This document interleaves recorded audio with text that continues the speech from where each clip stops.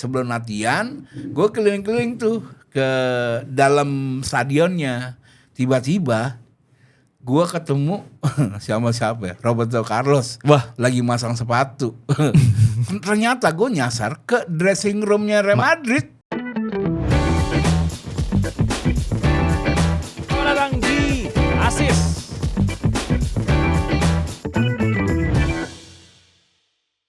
Yo, welcome back di konten Asis dari Side to Side Indonesia. Dan seperti biasa, masih setia kita ada di Studio 36 yang ada di kawasan BSD. Jadi kalau kalian warga sekitar BSD, nggak melulu warga BSD sih, mau dari Rangkas Bitung, dari Lebak, Pandeglang, dari Bekasi, mau bikin konten, datang aja ke Studio 36. Studionya enak, nyaman, dan pastinya harganya juga terjangkau. So lu bisa bikin konten-konten kreatif dan tempat ini sangat terbuka. Seperti tempat ini sangat terbuka untuk fotografer legendaris kita hari ini. Gue udah ngundang Bang Chandra Muhammad Amin. Assalamualaikum. Waalaikumsalam. Makasih udah mampir jauh-jauh datang dari ujung ke ujung, Bang. Berapa provinsi? 3 provinsi ya? Iya. Jabar, DKI, Banten, Tangsel. Itu perjalanan yang cukup. Tapi kayaknya lu udah biasa kan, karena lu juga aktivitas daerah-daerah BSD sini kan. Sebenarnya gini, kalau gua konsep udah silaturahmi tuh kesannya jadi deket gitu kan. Iya. Oh, jauh pun jadi happy aja jalannya. Iya. Ya kan, udah gitu pakai motor listrik gitu. Iya. Dari jauh-jauh hari gue ada colokan listrik di sana. Enggak, tapi Bang, mohon maaf nih ya, lucu Bang lu naik motor listrik. Sumpah lu. Tapi gue nih sama-sama pernah kerja di media yang sama sama Bang Chandra di tabloid bola. Cuman kita nggak ketemu aja gitu, beda masa. Gua masuk ya 2016-an sampai akhirnya terakhir tutup. Bang Chandra dari tahun 93 sampai 2012. Gua resign Desember. Resign 2012. Nih menarik nih kalau kita ngobrolin tabloid bola, kayaknya harus berjilid-jilid gitu. Panjang juga gitu kan, dan nanti takutnya jadi obrolan tongkrongan gitu kan. Tergibah. Tapi ya karena ini baru pertemuan pertama gue sama Abang gitu kan, dan pernah kerja di tempat yang sama. Cuman pertanyaan dasar juga sih, apa sih yang bikin Abang tuh tertarik untuk menjadi fotografer? Terus dan karya-karya lu juga kan beberapa juga orang banyak yang naikin, banyak yang udah jadi harta karun sekarang, walaupun udah beredar di Google, tapi orang banyak yang ini.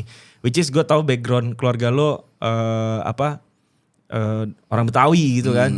Zaman dulu kan ada sinetron Sidul gitu, lo harus sekolah gitu kan. Apa lu ke-trigger juga gitu untuk sebenarnya menuju angka 10 gak harus 5 kan. Banyak jalan tuh. Nah, jalannya itu yang buat kita jadi menarik dan menjadi proses.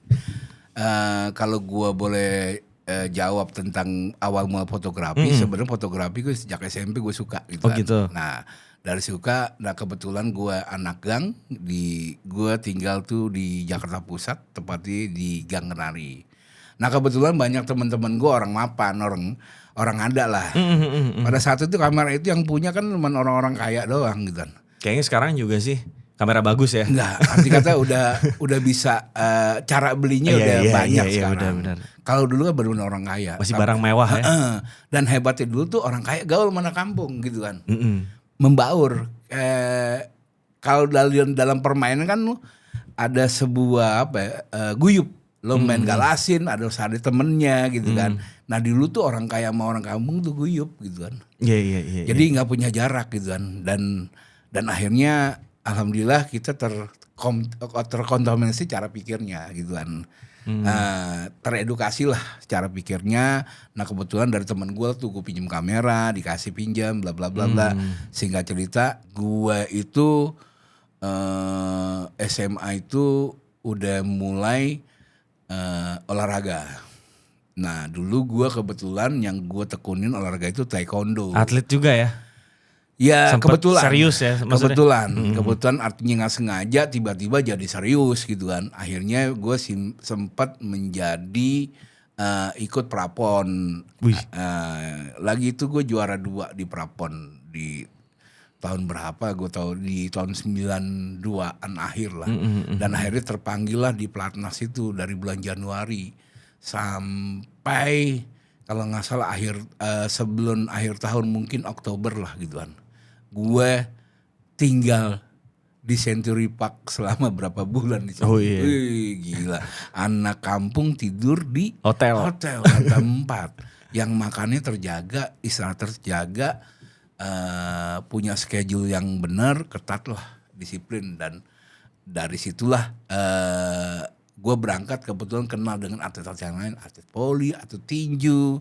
Nah kebetulan gue udah bisa motret. Kadang-kadang ada teman-teman atlet itu minta tolong fotoin, gue fotoin gitu kan. Ya happy aja lah. Dan akhirnya pemusatan di pelatnas itu gue nggak kepanggil ikut pelatnas lagi itu SEA Games Singapura ya. 93. Akhirnya gue fokus di profesi gue di fotografi. Berarti lo belajar motret, berarti abang belajar motret tuh emang otodidak juga. Otodidak gitu tuh. Terus dari 93 mungkin udah aktif di komunitas mana gitu, fotografer, dan akhirnya membawa itu jadi profesi ya bang 93. Betul. Dan lo akhirnya abang masuk ke tablet bola. Nah dan alhamdulillah gue tuh Tuhan tuh denger gue kali ya. Keinginan gue tuh, gue bersyukur banget. Gue tuh mau kerja karena hobi pada saat itu. Nah kebetulan jalani ini hobinya fotografi gitu kan. Dan dari situlah ternyata fotografi membuka wawasan gue gitu kan. Dan jadi media komunikasi gitu kan, buat siapapun gitu kan. Dan menariknya adalah fotografi itu kita bisa merekam sebuah jejak gitu kan.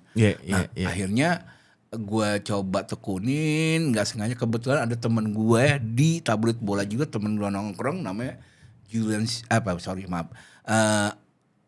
namanya Ucok. Panggilannya Stephen Siombing. Oh iya Bang Ucok. Nah sama Dodi Kurning gitu kan. Nah kebetulan dia teman nongkrong gue. Nah suatu saat di bola itu kekurangan tenaga kerja fotografer. Nah akhirnya gue coba ke sana. Tapi memang abang udah niatin mau jadi fotografer olahraga gitu? Karena mungkin jalur gue di olahraga udah ada. Jadi buat gue tuh pada saat tawaran di bola tuh satu kayak rezeki. Apa ya, rezeki ketiban duren dah gitu kan. Ya udah akhirnya gue nggak banyak bicara, langsung. Nah gue lagi tuh 93 freelance tuh. Freelance dulu ya? Freelance. Jadi freelance, gue juga nggak tahu itu dibayar apa enggak. Yang penting gue berkarya itu ada medianya gitu kan. Gue lihat itu. Iya benar. Apa yang gue buat tuh orang bisa lihat. Gitu kan. Akhirnya bener. Selama berapa bulan sampai 1 tahun tuh gue ternyata itu ada penghasilan gitu kan. Kamu nggak ngambil uang tuh dari hasil karya kamu? Oh ada uangnya gitu. Akhirnya gue makin giat kan gitu kan. Makin giat. 94 akhirnya gue ditawarin menjadi pegawai di situ. Jadi karyawannya 94. Lu abang awal-awal jadi fotografer masih inget gak sih pakai alat apa bang? Kamera abang? Ya waktu gue dulu minjem tuh pakai Ricoh KR5. Setelah gue jadi atlet punya penghasilan, gue punya kamera tuh Olympus OM1N itu aja. Dari akhirnya bisa sampai freelance itu gue pakai kamera itu, akhirnya ditawarin jadi pegawai tahun 94. Nah gue baru mengenal sebuah kamera yang buat gue sangat mahal ya. Di situ ada F3, Nikon, F4, luar saja panjang-panjang. Gue juga bingung mau ngapain nih. Dan artinya gue sangat beruntung banget lah pada saat itu. Sejago-jagonya gue kalau nggak ada keberuntungan juga nggak akan terjadi. Tetap butuh keberuntungan ya orang tuh ya. Pasti. Bejo. Nah abang kan masuk 94. Kalau gue inget-inget tuh bang, kalau saya inget-inget tuh di masa itu artinya memang ada banyak event olahraga di saat-saat itu. Mungkin pas abang masuk ya di Amerika ada Piala Dunia, terus nggak lama kita juga Asian Games ya Jakarta ya. Ya betul. Asian Games Jakarta. Terus ada momen-momen lainnya yang dimana memang ajang internasional melibatkan Indonesia. Abang momen atau penugasan pertama yang abang nggak pernah lupa pada saat itu Iya. Gimana Bang? Di mana? Tahun 96 tuh di Uni Emirat Arab ya. Ya, Nah, ya. kita itu masuk ya ke Piala Asia. Bola ya. Sepak bola. Nah dulu tuh banyak jebolan-jebolan dari Primavera ya gitu kan. Bener. Nah, ada Bima Sakti, ada Kurnia Sandi gitu kan. Ada siapa lagi? Rita Madubun ya. Rita Madubun, lantas ada Aples Decoari gitu kan. Iya. Lantas ada Widodo, ada Hendro Kartiko gitu kan. Iya. Nah pada saat itu gue ngeliat Indonesia itu sangat bangga banget melihat, bukan ngomong menang tapi ngomong tentang saat proses golnya itu. Roni Wabia tuh keren banget. Roni Wabia benar. Itulah tuh tendangan dia tuh dari setengah lapangan tuh bisa masuk tuh. Dia salah satu yang bikin gol juga. Betul. Dan asisnya golnya saltonya Widodo itu dari Roni Wabia. Kalau nggak salah dari sayap kanan. Kanan benar. Dari kanan langsung di first time kan sama si Widodo itu jadi gol. Dan membuat gue tuh wah, anjir dahsyat nih gitu kan. Mungkin di satu sisi gue tuh merasa bangga gitu kan. Ya bisa menyaksikan langsung. Iya, kan? itu. Terus di satu sisi juga pemain-pemain kita itu kayak yang tadi gue sebut itu punya pride-nya Indonesia gitu.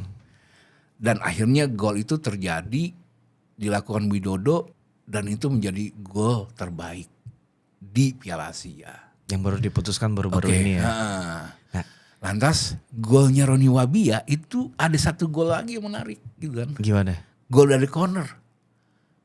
Match. Jadi langsung masuk ke gawangnya. Iya dari corner. Itu dari corner kanan itu langsung ke tendangan pisang itu melengkung. Itu masih satu match kan ya? Langsung kalau salah kita lawan Kuwait. Iya, kalah 3-2 ya? Seri 2-2 ya. Nah, itu buat gue menang kalah gue nggak lihat, tapi ada sebuah proses kerja yang sama. Ada guyup di sepak bola Indonesia tuh kerjasamanya. Ada pola gitu kan. Udah gitu pelatihnya keren lagi, dan Nurwindo kan. Itu orang yang humble dan baik hati. Dan pada saat itu kita pemain sepak bola peliput nggak punya jarak gitu kan. Iya. Kayak temen aja kita. Dan kita bisa mengapresiasi mereka. Misalnya off the record, oke, off the record. Kita nggak maksain untuk harus ditulis gitu. Nah itu yang membuat gue tuh kita sama peliput sama pemain bola itu punya guyup gitu. Artinya untuk Indonesia gitu. Tujuannya. Saya penasaran sih Bang. Gue apa saya nih anjing. Gue ngerasa gak sopan gitu, tapi nggak apa-apa. Kebiasaan. Bebas aja. Gue ngerasa gak sopan. Yang penting napas. Saya berusaha pakai saya. Saya ini Bang, mungkin ada di beberapa momen historical juga ya buat timnas Indonesia. Terutama kemarin pas juara di SEA Games juga bisa nyaksikin langsung gitu kan. Dan saya juga mungkin gak bisa ngebayangin betapa bangganya Abang ada di posisi saat Widodo bikin salto. Itu posisinya mungkin tepat di belakang gawang si Kuwait. Bisa jadi Abang lagi megang kamera.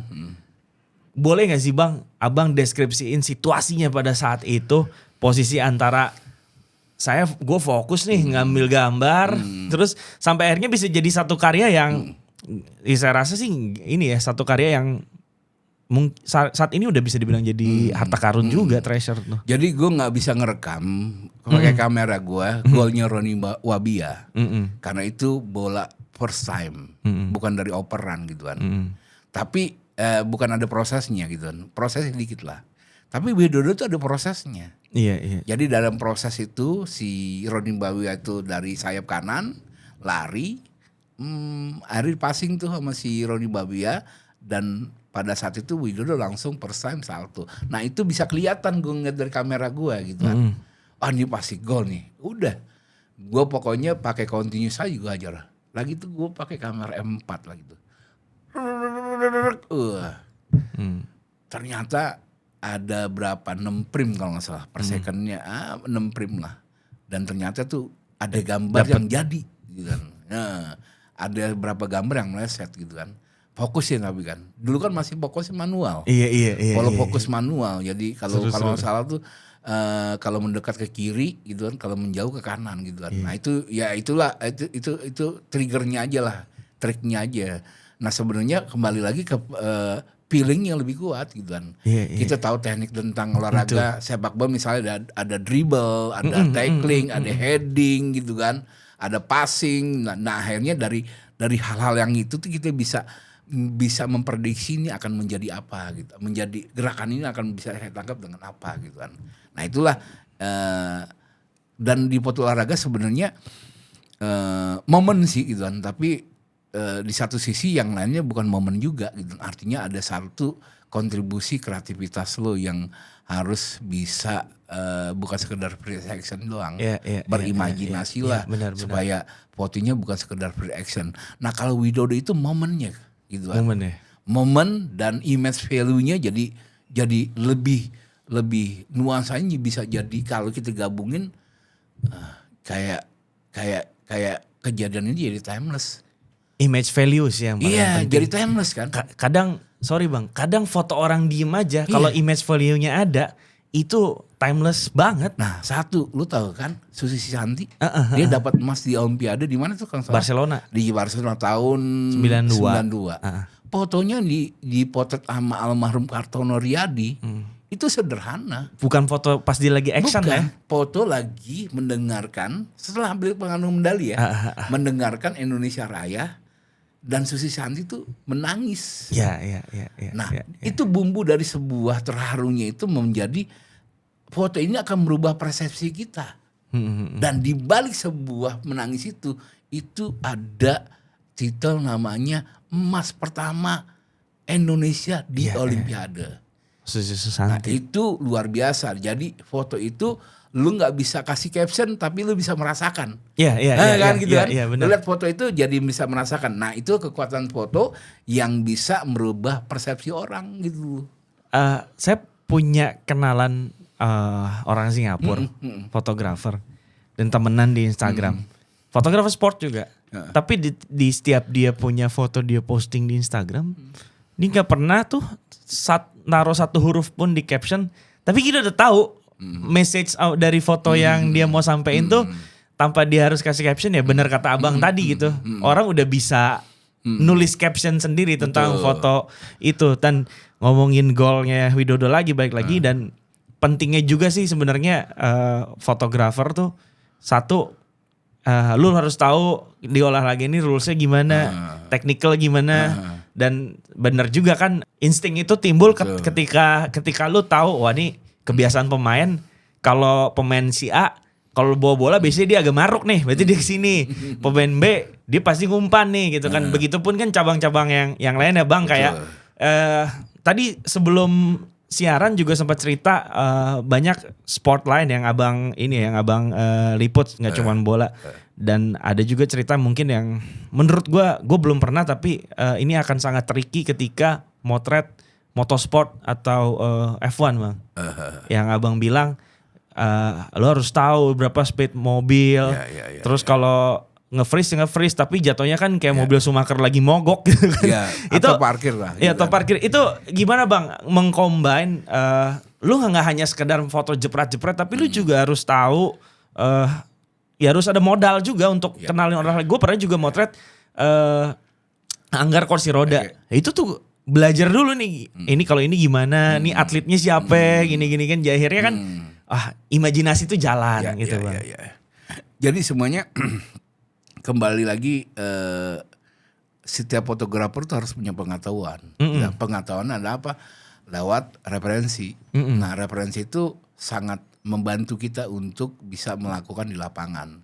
Jadi kalau gue memotret olahraga yang misalnya renang gitu kan, loncat indah contohnya.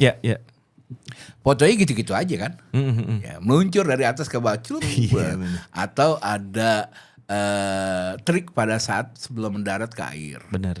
Nah satu ketika gue pengen beda, dulu lagi tuh nggak salah tahun 2000-an tuh kejuaraan Asia loncat indah di Senayan. Gue ngereki dulu gitu, kebetulan koran gue tabloid gitu kan. Jadinya nggak harus hari itu gitu kan. Nah kesempatan itu gue manfaatin dengan baik dan akhirnya gue pada saatnya di mana ya, arah baratnya mana ya? Oh ternyata tuh arah baratnya itu membelakangi atlet loncat indah. akhirnya menjadi foto itu siluet dengan ada matahari tenggelam. Berarti itu sore. Sore hari Sore. gitu kan. Iya. Nah sore hari itu artinya bahwa kita harus bekerja sama dengan cahaya Tuhan gitu kan.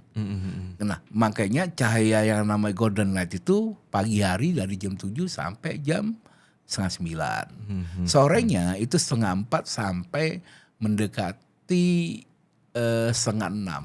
Nah itu harus jadi apa? Jadi kontribusi di gambar kita supaya gambar kita kesannya tidak sekedar projection. Ada satu ambient yang bisa memadukan antara olahraga dengan alam atau dengan matahari gitu kan. Nah itu yang harus lebih di-create lagi menjadi fotografer olahraga. Jadi bukan sekedar freeze action. Yang tadi kan contohnya misalnya F1 lo motret dengan speed misalnya GP lah. GP. Lo motret dari pinggir, dari sampingnya lo pakai 2000 tiba-tiba freeze. Ya bannya beku, peleknya beku, semua beku. Jadi kesannya itu motor kayak motor display aja gitu kan. Nah itu ada namanya teknik teorinya panning gitu kan. Panning itu pakai low speed. Jadi kita memotret itu kecepatan lebih rendah daripada motor itu. Daripada objek. Objek kita. Misalnya kecepatan pada saat di tikungannya 250 kita pakai 60 speednya. Tapi dengan polo fokus sampai hilang.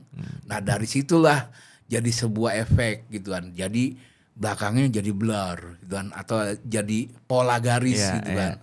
Nah yang ini objeknya jadi freeze. Nah dimensi itu menjadi foto ini bukan sekedar freeze action, ada eksplorasinya di eksekusinya itu.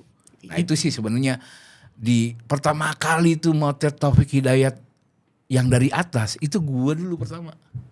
Yang mana? Indonesia Thomas. Open, Indonesia kalau nggak Open. salah tuh. Waktu masih muda banget. Masih muda dia begini pada saat lob dia begini gue motret dia. Itu kejadian di Istora Senayan. Jadi sebelum itu gue reki dulu tempat itu. Di mana tempat maintenance lampu gitu kan. Gue tanya tuh sama orang-orang sekitar gitu. Di sini ya. Akhirnya gue minta izin. Kalau bisa pakai surat resmi, ternyata karena kita jelas dari tabloid bola ngasih ID card, ya nggak apa-apa mas, tapi jangan banyak-banyak gitu kan. Nggak saya sendiri doang kok gitu kan. Yaudah. Akhirnya perabotan yang gue bawa yang seperlunya aja tuh. Gue motret di atas tuh, akhirnya gue jadilah gambar tuh Taufik Hidayat pada saat nerima lob tangan posisinya pas banget top angle di lensa gue. Itu sih pentingnya ketika ya mungkin buat fotografer yang baru pentingnya tahu ya rules olahraga itu gimana, teknik-tekniknya gimana. Dengan kalian tahu seperti itu, dengan kalian tahu teknik-teknik, tahu medannya gimana, imajinasi tuh akan jalan aja gitu kan. Jadi alangkah baiknya kalau referensi udah kita pelajari tuh kayaknya kita motret tuh udah akan bisa memprediksi jadinya seperti apa gitu kan. Bang, tapi untuk yang udah jadi fotografer tapi dia bukan fotografer bola, let's say fotografer awam atau dia memang biasa kerja di studio. Tantangan apa sih yang paling terbesar ketika dia baru mulai mau mencoba untuk jadi sport photographer dan apa sih yang paling membedakan ketika lu biasa di studio tapi lu ingin mencoba untuk jadi fotografer sport? Ya mungkin ini bisa menjawab juga ya teman-teman yang udah jadi fotografer tapi kayaknya pengen banget nih gue challenge diri gue jadi sport photographer gitu. Membaca itu penting. Karena dari sebuah bacaan itu ada sebuah arti, pengalaman. Dan dari lu baca buku, misalnya baca buku tentang olahraga, lu baca gitu kan. Nah di situ dari bacaan itu menjadi spirit gitu kan. Nah akhirnya lu adrenalin lu naik tuh untuk mengeksplorasi apa yang pernah lu baca. Kan orang dulu kan lebih keren. Kan memang di Indonesia tuh lebih banyak belajar dari bahasa visual, bukan teks gitu kan. Nah, tapi kalau orang dulu tuh keren tuh bisa nulis kata-kata itu coba kita terjemahkan lewat gambar. Nah dari situlah lu harus banyak baca, rajin baca, dan akhirnya syukur-syukur gitu kan dari bacaan lu karya lu bisa terbit itu bisa dipertanggungjawabkan lewat pengetahuan lo gitu kan. semua yang namanya berkarya punya kebebasan. Tapi kalau kebebasan ngaur, alangkah baiknya kebebasan itu serta dan tanggung jawab supaya lo lebih bertanggung jawab karya lo, ada dasar pemikirannya gitu kan. Intinya adalah yang harus kita ketahui dan kita fokusin adalah kitanya dulu gitu ya. Seorangnya fotografer ini dulu yang harus punya pengetahuan yang baik dan akhirnya syukur-syukur karyanya akan jadi lebih baik gitu kan. Sebenarnya fotografi itu buat gue luas sih turunannya. Jadi gue tidak bisa mengenrekan sebuah fotografi, tapi buat gue fotografi itu baik buat semua orang. Artinya buat terapi juga bisa artinya gitu kan. Mereka jalan sana sini cuman ngeliat doang tidak bisa ngerekam. Akhirnya coba ngerekam dan akhirnya dia bisa lebih fokus dengan kameranya dia gitu kan.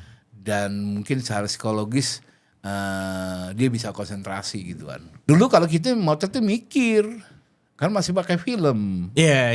Kan kalau sayang kebuang.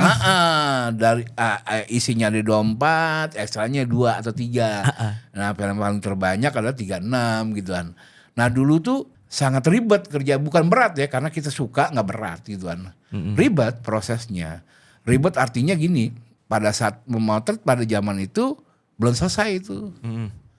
Kita mikirin proses nyuci film, habis nyuci film kita scan pakai loop gitu kan. Iya benar. Akhirnya kita nyetak dulu masih zamannya ngirim pakai telefoto. Nah kita nyetak sun, magenta, yellow, sepia 4 warna gitu kan. Nah prosesnya panjang dulu kalau di hotel kita kamar mandi jadi lab tuh gitu kan. Iya. Nah kita tutupin jadi lab.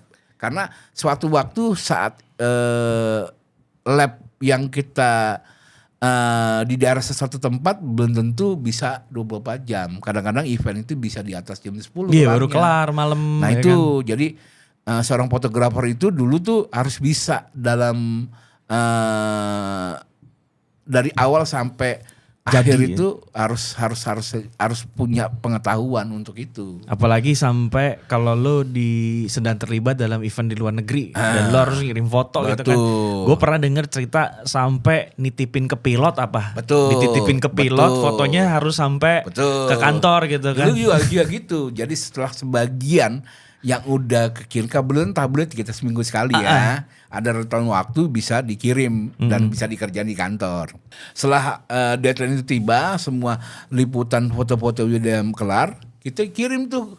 Klise itu kita mampir kemana? Ke bandara, misalnya ada orang Indonesia pulang, titipin. Tapi hebat loh, orang-orang kita tuh masuk gue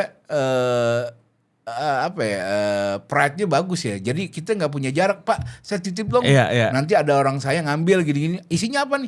Ininya negatif, klise. Dibuka dulu biar jelas. Oh iya. Ya nanti gini ntar ada orang saya ngambil atau saya jemput di bandara. Ada orang saya jemput di bandara gitu kan. Iya sih. Nah itu buat gue tuh dinamika itu tuh nggak ada sekarang. Tapi memang kita harus bahwa teknologi akan berjalan terus kan harus kita pelajari harus dan adaptasi, harus adaptasi. Dan buat gue kerja sekarang lebih dipermudah lah dibandingin dulu. Tapi bukan buat itu sulit gitu kan. Bukan itu buat gue sesuatu hal yang berat banget. Enggak ada yang berat. Karena kerja dengan rasa happy jadi ringan-ringan aja. Ini satu pertanyaan penting yang hampir gue kelupaan karena saking enaknya sih gue lu nyeritain ini bang sama memori masa lalu gue jadi ngebayangin berimajinasi seru banget sih dengerin orang kerja dulu ya. Yoi. Tapi sampai gue lupa nanya satu pertanyaan penting. Momen apa yang paling lu ingat dan ini akan jadi momen terbaik gue dan cerita ini akan selalu gue bawa kemana-mana. Apa cerita Signori ke Pasar Baru tuh? Nah sebenarnya banyak banget momen-momen yang buat gue tuh bisa diceritain tuh nggak bisa ketangkap dengan rencana. Tapi gue penasaran sih bang, cerita BP Signori, lu bisa bawa dia ke Pasar Baru tuh gimana? Ini mungkin fans Lazio udah ada yang tahu sebagian, tapi yang belum tahu mungkin lu harus dengar cerita ini bahwa BP Signori pernah dibawa sama Bang Chandra ke Pasar Baru. Waktu itu momennya Lazio lagi main ya sama Indo ya. Iya pokoknya ada friendly lah gitu kan, pertandingan friendly kan. antara Lazio dengan kebanyakan klub-klub abis kompetisi kan biasanya ngamen gitu kan mereka kan tur kemana gitu kan gitu kan. Nah kebetulan kalau nggak salah tuh tahun berapa ya 98 nih kalau nggak salah. 9 berapa bang? 97 98 96 98. Kalau nggak salah tuh mereka tuh nginepnya di Hotel Crown depan Polda. Depan Komdak. Komdak ya manggilnya Komdak gitu. Kan di depan Komdak tuh. Dan pada saat itu gue ada wawancara. Nah kebetulan reporter gue Rayana Jaka Surya. Bahasa Itali ya. Itali dan beliau tuh deket banget dengan pemain Itali. Emang deket ya. AC Milan, Inter Milan deket banget beliau. Nah singkat cerita abis wawancara ada berapa TV kan. Ada TV nasional juga ikut meliput gitu kan. Kebetulan ada berapa orang lah. Dari medianya bola cetakin satu TV RCTI atau apalah gitu kan. Gue lupa lah. Nah kita abis selesai wawancara. Nah BP Senior itu ngeliat kamera gue gitu dengan bahasa Itali. Kamera apa tuh bang? Kamera F4 kalau nggak salah dulu kan. F4 lah gitu kan. Ini kamera apa nih gini-gini. Pakai bahasa Itali. Pakai bahasa Itali. Nah Rayana ngejelasin tuh kan beliau Rayana bisa bahasa Itali kan karena dia memang orang KBRI di sana kan. Lama di Itali. Bla bla bla kamera gini Nikon F4 bla bla bla bla gitu kan. Harganya berapa gitu kan. Terjemahin lagi marahin harganya segini-segini. Wah lebih murah ya di Indonesia. Ya murah gitu kan. Dan barangnya kenapa murah? Cuman media doang yang bisa beli gitu pada saat itu kan. Kalau penghobis kan gak terlalu banyak sekarang gitu kan. Nah akhirnya lu bisa nganterin gua gitu kan beli kamera. Wah bisa. Ya bisa gitu kan. Dengan translatornya gue bilang bisa. Di mana? Di Pasar Baru gitu. Nah gue anterin tuh ke Pasar Baru. Dia beli kamera tuh 2 kalau gak salah. Beli kamera F3 sama FM2. Yang kamera lu bawa itu bang ya? Enggak, beda lagi ternyata. Akhirnya sampai situ dia punya pilihan lain ya? Iya beli pilihan lain karena lebih murah juga. Karena F3 juga di sana cukup mahal. Di Indonesia F3 tuh lumayan mahal juga gitu kan. Yan, arti kata kalau buat F3 tuh bisa jadi kamera gift buat orang lain. Karena dia viewfinder bisa dibuka. F4 juga bisa, tapi ini lebih klasik kalau dibilang nih. Tapi lu sempat tanya gak sih bang ke Signori sendiri pribadi? Ini kan kamera orang-orang profesional. Lu tuh mau pakai buat apa gitu? Dia senang fotografi sebenarnya. Oh ternyata dia bisa senang fotografi, tapi dia senang mengulas aja gitu kan. Senang mengapresiasi gambar itu bagus gitu kan. Nah kebetulan ada saudaranya hobi fotografi. Nah mungkin kali ya dia buat gift kan, tapi gue gak banyak nanya. Yang penting gue cuman bantu aja. Lo mau beli yang murah di Pasar Baru. Akhirnya ke Pasar Baru tuh beli dan bla bla bla. Habis itu pulang lah ke Hotel Crown. Akhirnya gue diajak ngebir bareng tuh sama Signori. Sambil ngerokok. Signori ngerokok lagi tuh. Dan kayaknya maksudnya udah jadi rahasia umum ya, pemain bola juga banyak yang ngerokok ya. Gue bilang foto. Gue disuruh foto bareng sama Signori. Foto bareng gue sama Doi sambil dia bawa pegang rokok. Itu sebelum main kan? Sesudah main kalau salah, sesudah main. Jadi tinggal mereka nunggu mau balik ke Italia. Betul. Dia ada kalau nggak salah 1 hari penuh kalau nggak salah dia. Jadi dia bisa kemana-mana dulu gitu kan. Nah itulah. Terus itu satu keberuntungan buat gue gitu kan. Jadi gue bisa sebenarnya gue sih biasa-biasa aja. Gue orang yang nggak terlalu demen foto bareng gitu sama. Nggak terlalu gue. Terus suatu ketika di tahun 98 gue motret Madrid kali itu. Jepang, Piala Toyota. Lagi itu Madrid sama Vasco da Gama, juara Eropa sama juara Amerika Latin tuh diadu. Libertadores. Akhirnya satu ketika gue motret Madrid lagi latihan. Tapi gue datang sebelum mereka datang. Akhirnya gue masuk ke lapangan. Gue lupa lapangan di Jepang apa. Gue masuk ke lapangan sampai ke ruangan di deket-deket dressing room. Satu ketika gitu. Ini lapangan latihan kan? Apa stadion yang dipakai? Lapangan stadion yang dipakai dibuat jadi latihan. Official training. Official training.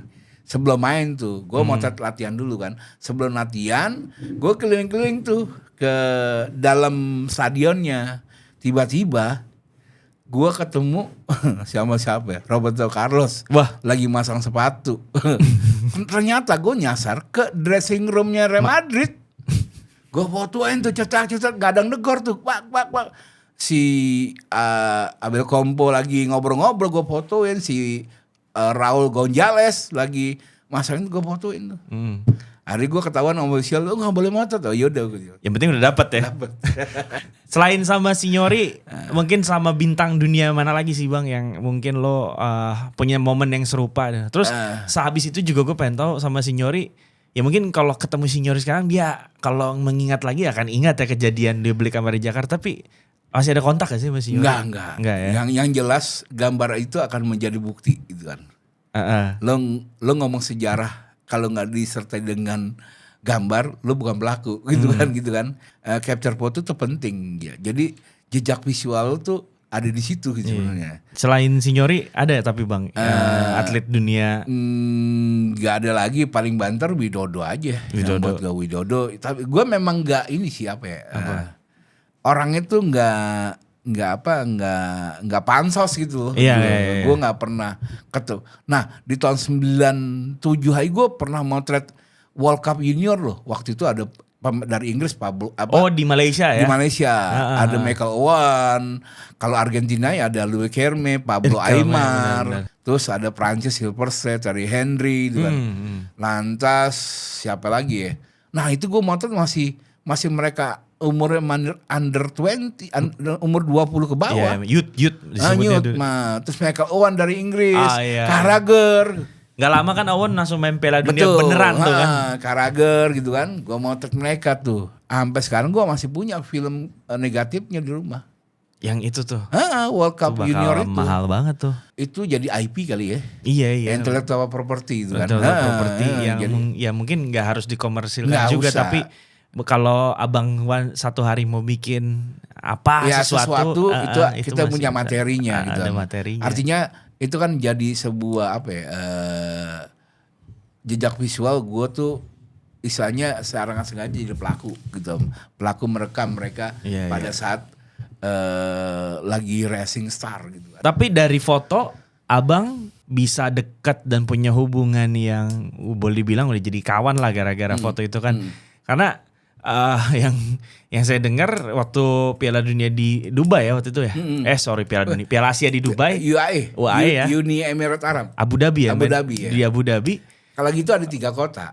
Di Abu Dhabi, di Dubai sama Al Ain. Nah, Abang tuh katanya emang yang satu-satunya dapat momen Widodo itu atau ada 2, satu lagi dari Suara Pembaruan nama Sunyoto. Fotografer senior, tapi dia tuh konsepnya horizontal, kalau kita vertikal, lebih tight gambarnya, lebih jelas. Dan foto Widodo yang memorable hari ini tuh punya Abang? Ya mungkin karena memang secara eksekusi penampilannya, layoutnya menarik, dan itu menjadi sebuah jejak pesan juga buat kantor gue, tablet bola gitu. Dan pastinya Widodo lihat dong karyanya, tahu dong gimana responnya. Aneh pengen tahu sih responnya Widodo ketika dikasih ini udah jadi nih, gitu kan? Wah dia sebenarnya Widodo tuh belum sempat ketemu gua sama Widodo waktu Piala Asia itu. Oke. Pada saat dia habis selesai Piala Asia, dia itu mungkin mencari-cari gua kali ya. Nah lu tau gak baru kesempatannya ketemu Widodo di mana? Dia jadi pelatih di Tangerang gitu. Berarti itu udah puluhan tahun. Abang baru bisa ngobrol sama Widodo dan Widodo baru tahu Abang ya ngambil momen itu. Bukan, dia udah tahu, cuma baru ketemu gitu kan. Terus pada saat proses latihan kan udah pernah kenalan gitu kan. Pernah dulu deket lah pemain sama seorang jurnalis gitu kan. Iya nggak ada jarak. Nggak ada jarak, nggak ada jarak lah. Sampai Asia itu udah sekian tahun nggak ketemu sama Widodo. Gue dipertemukan saat pandemi. Oke. Karena gue follow-followan sama Widodo IG-nya. Nah kan, gue sering posting karya gue Piala Asia, dia juga sering komen. Nah kan, suatu ketika gue ajakin live IG. Sama Widodo tuh gue ajakin live IG gitu kan. saat pandemi pertama kalau nggak salah. Widodo mau, yaudah kita ngobrol tuh 1 jaman gitu, bla bla bla bla tentang masalah sepak bola gitu, masalah tentang golo gitu kan, sampai akhirnya ada anugerah baru tuh versi FIFA-nya. Jadi golnya Widodo menjadi karya timeless lah. Iya, karya yang memang memorable lah. Memorable. Itu satu, gue harus sadar gitu kan. Makanya gue orang biasa-biasa, males Males pansos yang abang biasa bilang. aja. Iya. Karena gue sadar sendiri bahwa gue tuh terlahir dari makhluk sosial tanpa ada orang lain gitu, buat siapa-siapa kan. Artinya kebetulan gue siap menerima keberuntungan itu. Karena gue orang Indonesia, gue lebih niatnya itu bagaimana tim Indonesia di Malaysia tuh punya pride gitu kan. Iya sih. Beda kalau sekarang udah entertain kan, Iya gitu benar, kan. Entertain banget. Jadi kalau sekarang buat gue jadi apa ya? Jadi hiburan.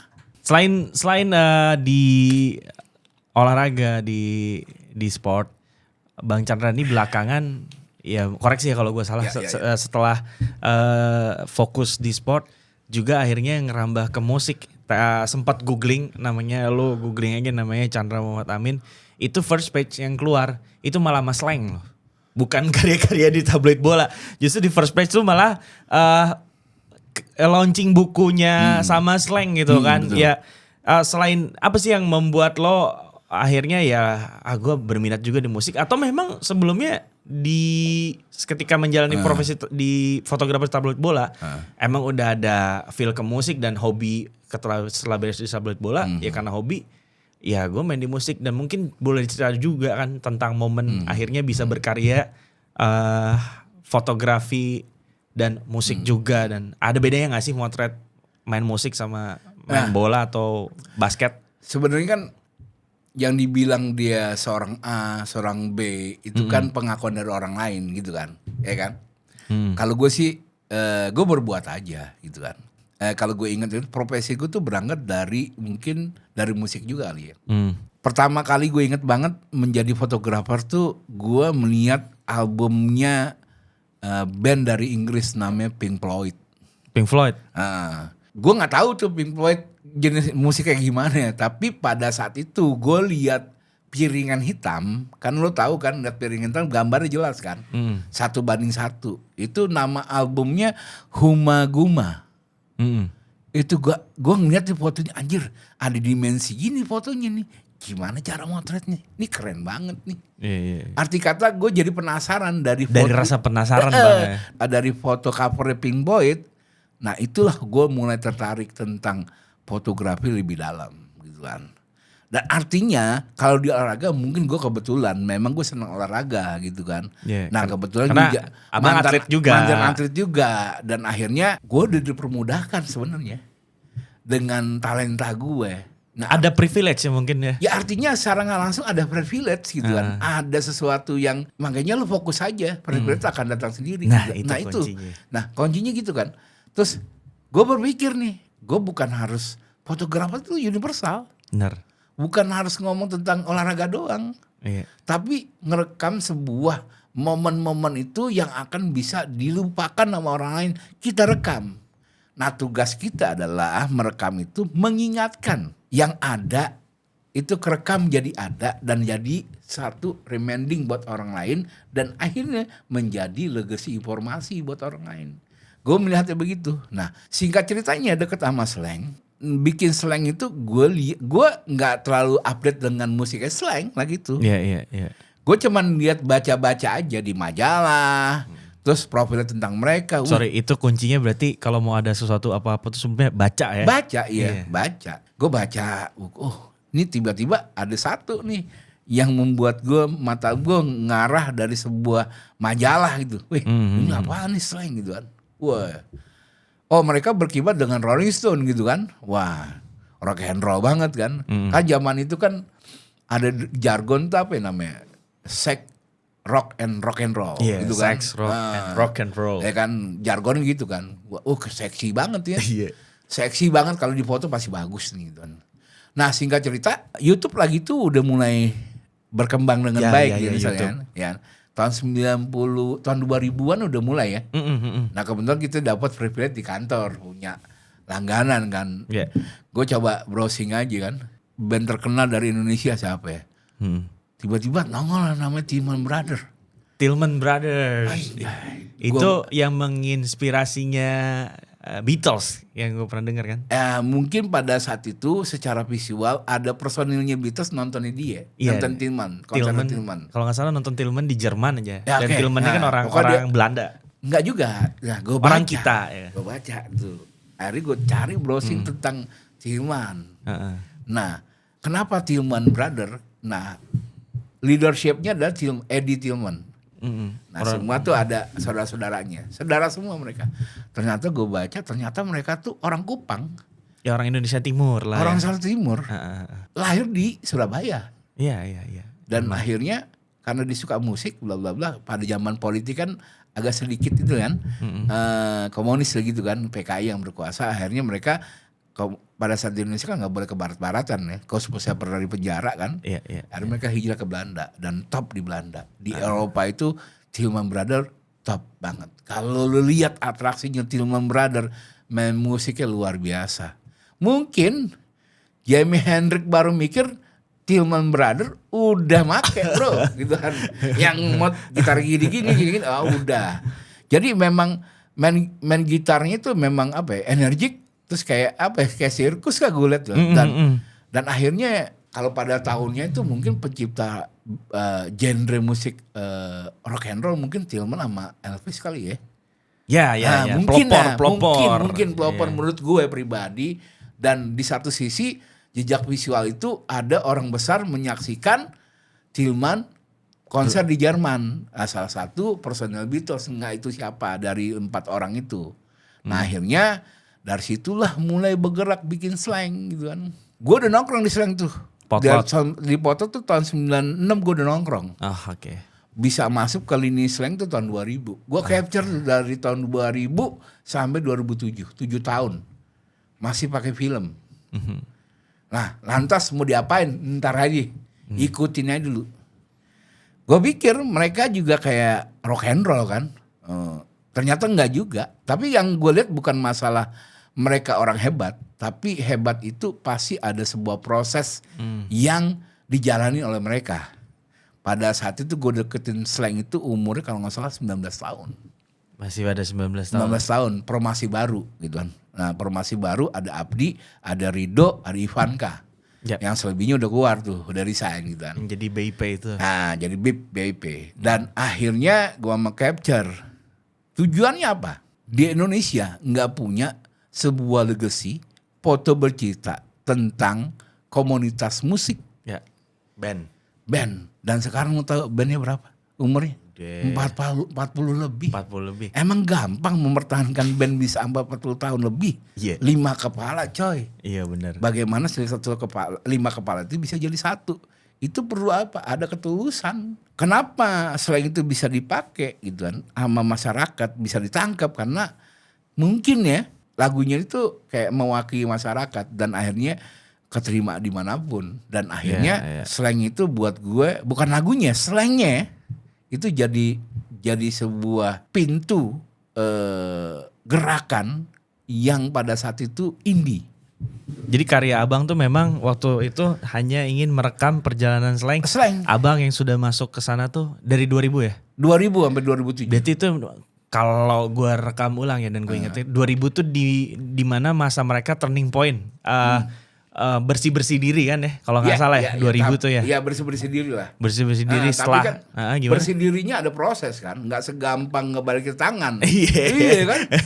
Berarti nyaksin juga dong tuh. Ya ada lah dikit, tapi kan tujuan kita adalah bukan kita ngomongin soal narkoba ngapain? Iya benar. Udah banyak dimikir, tapi bagaimana Fred itu bisa menjaga sampai pada saat itu 19 tahun. Dengan segala macam dinamikanya. Tapi ditambah lagi dengan perjalanan gua 7 tahun. Jadi berapa itu?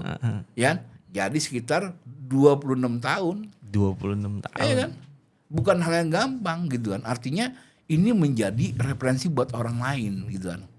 Ya bahwa lo suka dengan sesuatu, menjadi pekerjaan lo harus fokus. Yes, benar. Lo harus terima tuh yang namanya ombaknya akan tinggi, akan akan rendah, itu harus terima. Dan kuncinya apa? Konsisten gitu kan. Sampai karya si Slang itu jadi, kalau boleh tahu apa respon yang mereka bilang langsung ke Jadi isinya abang? adalah, isinya gue gak mau thread yang lebih banyak di panggung. Lebih banyak behind the scene-nya. Behind the scene-nya. Keseharian, kesederhanaan. Itu menjadi titik poin orang itu anjir gitu kan. Kakak lagi nungguin istrinya lahiran. Ada Gue capture. Ya, tiba-tiba Ridho lagi ngejahit celana jeansnya di Permak Levi's. Tapi dengan momen di nge-capture itu kan capture of life ya. Dan akhirnya dijadikan karya sama Slang. Tapi kalau misalnya di sosok lain, di band lain, itu kan jadi momen langka. Sekarang misalnya mereka minta foto mereka, itu posisinya abang kasih atau? Enggak pernah gue kasih sama sekali. Oh gitu. Jadi gue kesana tuh ajaib banget bro. Nggak ditanyain ngapain, tiba-tiba ngeblind aja. Dan kamera gue itu kayak deket. Motret mereka tuh gampang bro. Kakak Slang lo. Motret sambil minum aku aja keren bro. Ada image value-nya dari seorang kakak dan Bim. Itu yang membuat jadi nilai besar gitu kan. Nah tapi nilai besar itu kalau nggak kita rangkai menjadi satu cerita, itu jadi percuma kalau orang kayak gitu. Jadi berceceran aja. Berceceran lo asal jadi grupis aja. Gue kenal sama Bim gitu, kenal sama kakak ya. Iya kenal. Tapi apa yang lo buat gitu kan. Nah akhirnya 7 tahun gue berjalan. Dan pengendapannya itu lama juga. Dari 2007, 2018 gue ketemu sama teman-teman Slang. Gue presentasiin.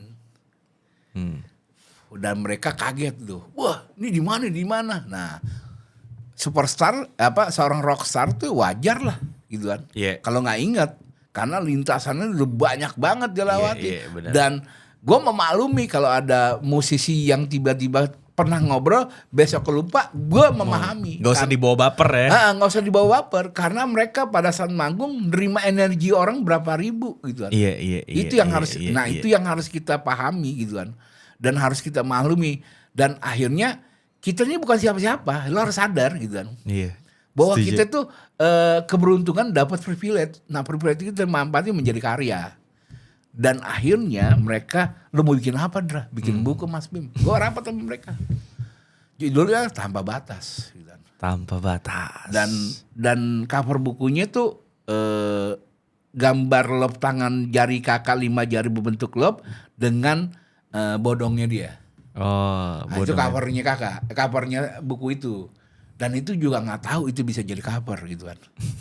Jadi gue foto itu gue bridging di tembok satu-satu, jadi bikin urutan biar flowingnya dapet gini jadi luah buku gitu kan. Dan gue inget gue bayar royalti ke dia. Oh malah abang yang bayar royalti. Gue sadar diri karena takutnya semua kan gue pakai image dia. Iya image-nya. Gue akan bayar gue akan bayar royalti lu Mas Bim gitu kan. Temen gue gak punya duit gitu kan. Wah aman Dra gini-gini, gue bayar lo dengan buku aja. Akhirnya gue royalti gue bayar dengan buku gitu kan. Berapa? 85 eksemplar. Gue kasih gift itu 50. Jadi gue kasih lagi 50. Jadi totalnya sekitar ya ratusan lah gitu. Keren banget. Dan buku itu bisa tercetak itu gare-gare gue bikin PO. Pre-order. Itu PO-nya setahun. Udah ada ngirim uang itu sekitar 350 orang dengan harga 300.000. Dan buku itu dicetak dengan offset dan keren, bahan import. Dan gue gak mau kalau cetaknya sembarangan. Itu sih. Dan akhirnya 350 lembar itu bisa binyetak. Dan akhirnya 2018 Desember itu bikin launching di tim. Bikin pameran. Puncaknya di situ ya. Puncaknya di situ, PO-nya orang-orang PO ngambil buku di sana. Nah, suatu ketiga seminggu habis pameran, gue coba ngundang anak Slang gitu, bikin meet and greet lah. Oke, anak-anak Slang datang semua. Lo tau gak apa yang terjadi? Apa tuh? Slang itu nyanyi 10 lagu men, lu aja lu. Alhamdulillah. Nah, dan itu PO itu yang gua WhatsAppin yang PO itu yang datang 500 buku, gua laku lagi 120 eksemplar. Akhirnya mulai kejual. Dan kejual artinya buku itu memang nggak bisa dijual bebas, tapi intinya kalau kita terlalu nyaman, nggak punya gerakan, kita akan jadi stuck gitu. Iya sih. Lu harus gerak gitu, lu harus menebarkan sayap lu kemana-mana, lu sering harus silaturahmi kemana-mana, supaya apa? Mendapat informasi itu rezeki, bukan sekedar uang gitu kan. Itu sih intinya. Dan gue keinget, gue tuh nggak akan takut tua gitu kan, tapi yang gue takut tua, gue tuh nggak berguna. Itu dia sih. Ketakutan orang. Jadi gue tuh apa yang gue pernah buat paling banter nggak jauh-jauh lah, biar anakku tahu gue bapak punya karya ini loh nak. Gitu. Sih, Itu. gue kepikiran. Gue tuh lebih mikirnya tuh lebih yang terdekat dulu lah. Gitu loh, karena sesuatu yang hal yang sederhana dari dekat itu semua prosesnya dari sana gitu kan. Kalau nggak ada sederhana tuh nggak akan jadi sekarang ini. Terakhir Bang, dengan segala rangkaian karir yang udah lu jalanin sekarang, ada nggak satu momen yang pengen lu capture impian lu dan belum sampai kejadian? Kalau gue sebenarnya saat ini gue harus collab. Nah, gue harus punya gerakan collab. Misalnya yang tadi kita ceritain tentang syair untuk sahabat, ya. Nah akhirnya tercetuslah menjadi sebuah pameran explain, penjelasan dari sebuah 28 musisi tentang bahaya narkoba, HIV/AIDS, pengetahuan HIV dan stigma. Kalau itu kan udah lu jalanin sama Mas Yudi ya. Nah sekarang ini kalau gue tuh lebih mengeksplor kemanapun gitu kan. Yang penting apa yang gue lakukan tuh nggak mubazir aja. Jadi intinya gue juga datang kemari tujuannya adalah selain silaturahmi, kedua kita bisa share pengalaman. Ya itu sih. Nah kadang-kadang kan gue harus update kan. Gue juga sama anak sekarang, temen gue tuh anak-anak yang 25 tahun loh. 20 tahun temen-temen gue banyak kayak gitu. Nah artinya gue banyak belajar juga dari mereka. Cuman senior kan cuman lahir duluan doang. Benar itu sih. Alright, udah selesai segmen 1 dan saatnya masuk ke segmen 2, netizen mau apa? Oke, kita sumbernya di Instagram Bang Chandra. Boleh disebut Instagram Bang Chandra apa? Nama gue kayak orang dulu kan. Apa? TJ. Tango Juliet Alpha November Delta Romeo Alpha. Nah ini nih Chandra Moh Amin. Udah verified tuh biru. Nah ini capturean foto di tahun 96 di Abu Dhabi. Piala Waktu Asia. momen Piala Asia. Ini momennya pas kita lagi Piala Asia juga nih kan. Betul. Nah, ada yang bilang kalau ada lagi Pak bola 9 bulan. Nih lu mau balas komen apa nih? Dia kayak nagih dengan foto lu gitu. Cuman sayangnya Chandra Emamun bukan arkaib. Emang arkaif gitu kan. Sabar lah. Tapi intinya gini ya, makanya sebuah institusi itu nggak mikirin arkaib sangat bahaya juga. Kayak gitu, gue kesian banget kan. Gue harus jawab apa? Iya. Kalau ke tablet bola gimana? Udah tutup tablet bola. Terus apa yang dikerjain sama saat-saat ini tablet itu nggak dikumpulin dengan baik gitu kan? Iya, pengarsipannya. Nah itu yang sangat. Itu sih, iya sih. Ya jadi kalau lo pengen lihat foto lagi ya nanti dah. Itu gimana Bang Chandra mau posting kapan itu, nikmatin aja. Ini yang berseliweran di Instagramnya Abang juga kebanyakan basket. Ini IBL, gue inget banget zaman ini IBL yang baru awal 2002. Setelah enggak ini IBL dong setelah Kobatama. Ya jadi ini 2011. Iya 2011. 2011. Dimana memang waktu itu gue zaman kuliah emang lagi tinggi banget. Jadi ada komen zaman dimana basket masih terlihat membosankan, tapi fundamental semuanya jalan. Terus ada yang ngomong Denny Sumargo masih inget gak Bang ngotot gitu ngomong apa gitu. Nah ini mungkin waktu itu basket juga lagi riak-riaknya udah mulai muncul. Ada yang namanya Denny Sumargo. Apa yang mau lo bahas di komen ini yang memang katanya basket saat itu membosankan gitu banget ya? Sebenarnya nggak membosankan karena kan gini kan mungkin ya mereka nonton sepak bola kan. Kalau sepak bola kebanyakan primodalitas kan. Iya kan. Kalau basket tuh lebih kebuka lah gitu kan. Lebih siapapun dari satu daerah bisa fansnya dengan orang-orang klub Jakarta dan akhirnya basket itu jadi mempertontonkan sebuah fundamental gitu kan. Dan ngomong-ngomong anak basket lebih enak loh daripada anak sepak bola. basket karakternya beda banget sama Karena bola. mereka, Swear bener. Karena mereka memang antara olahraga dan pendidikan seimbang. Ya, Mereka meaplikasikan mengadopsi dengan sebuah kegiatan basket di Amerika. Misalnya antara mahasiswa kalau nilai lo jelek gak bisa masuk ke NBA gitu kan. Kampus ya. Kampus. Artinya itu bukan kebetulan, memang regulasinya basket itu antara sekolah pendidikan dengan olahraga seimbang. Jadi artinya anak-anak basket itu bisa menjaga kemasan dia. Ini foto Denny Sumargo lagi ribut sama Gepeng, Romy Chandra. Dan memang sebelum motret juga Bang Chandra kayak udah tahu nih karakter orangnya begini gitu kan. Jadi mungkin sedikit lebih ini kayaknya bakal begini nih. Gue udah imajinasi gue di jalan itu sendiri kan. Jadi pentingnya tahu teknik pemain-pemain itu dan juga tahu karakter si pemain itu juga akan ngebantu kita buat berimajinasi untuk ngasilin foto yang punya image value itu. Sebenarnya kan foto yang terbaik adalah foto itu tuh kamera tuh deket dengan objek lo. Nah gue tuh berteman sama mereka, anak-anak semua klub itu berteman. Iya. Jadi antaranya nggak punya jarak, artinya gue tahu karakternya si Denny tuh sering bluffing gitu kan, berapi-api. Nah kebetulan pada saat itu poinnya ketat gitu kan. Aspak sama Garuda Bandung. Flexi namanya. Iya Garuda Bandung ya masih. Iya. Jadi Garuda Flexi Bandung. Garuda Flexi Bandung. Ini foto The Dragon, Chris John, yang dimana mungkin setelah sekian lama dari zamannya LSPK kita baru punya lagi juara dunia. Ini ya Chris John sendiri yang komen. Wih keren. Ini case-nya sama gak kayak Widodo? Widodo. Jadi maksudnya ngelihat foto keren tapi belum ketemu sama orangnya gitu kan. Nah, kalau dengan Christian gue intens gitu. Intens. Karena gue pernah bikin dokumenterinya 2007 gitu kan. Jadi waktu itu mempertahankan gelar yang berapa kalau nggak salah yang 11 atau 10 lah. Itu di Tokyo lah gitu. Nah gue ngikutin dia tuh siapa si Christian 3 bulan. Sampai ke Bali, ke Australia, ya di Perth itu sampai ke Tokyo. Jadi gue bikin videonya. Abang ngevideoin juga. Gue videoin juga. Jadi dulu pakai apa sih sorry bang alatnya? Pakai masih VHS, Panasonic dulu kan, masih pakai Handycam ya. Handycam masih pakai masih pakai pita film gitu kan. Nah akhirnya gue rangkai itu jadi sebuah perjalanan proses menuju mempertahankan gelar di Jepang. Lawannya siapa sih? Aneh lupa bang. Bukan namanya. Aneh.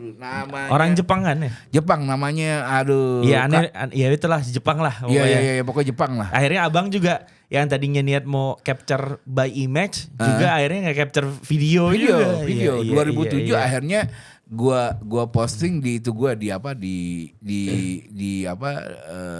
YouTube gua. Arti kata gua punya YouTube bukan sekedar pengen punya YouTube doang, nggak punya terkenal juga, nggak pengen. Arti kata gua bisa menyimpan karya gua di situ. Itu sih gitu. tujuan. Tujuan itu. Yang penting pada saat orang cari itu ada, gitu aja. Iya sih. Jadi intinya yang lu kalau kadang-kadang gini orang pengen terkenal dulu, lu berbuat aja dulu gitu kan. Nanti ngikutin. Ya iyalah, pastilah.